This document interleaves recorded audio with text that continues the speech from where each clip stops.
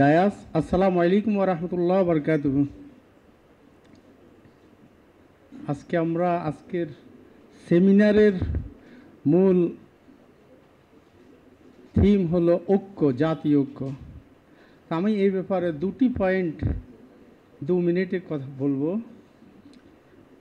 আজকে এখানে অবশ্য আমরা একটা শ্রেণী জিপিআর এখানে এই ঢাকা ইউনিভার্সিটিতে এসেছি। আমরা ছাত্রদের সাথে আমাদের পেশাজীবী বিশেষত আর্মিদের পক্ষ থেকে সংহতি ঐক্যের বাণী নিয়ে।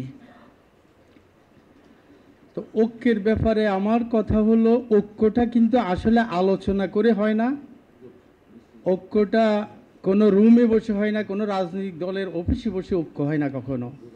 ঐক্য আসলে ঐক্যের জায়গায়, দ্যাট ইজ রাস্তায় এমন একটি সংগঠন তৈরি করে যাওয়া, বৈষম্য বিরোধী আজকে বলা হচ্ছে যেই নামেই হোক, যেই সংগঠনকে কিয়ামত পর্যন্ত এদেশের ছাত্র সমাজ 24-এর গণবিপ্লবকে ধারণ করবে, চর্চা করবে, এই রাষ্ট্রের সেফটির জন্যে। আর আর্মিদের উদ্দেশ্য আমি বলবো, সার্ভিং আর্মিদের উদ্দেশ্যে সেটা হলো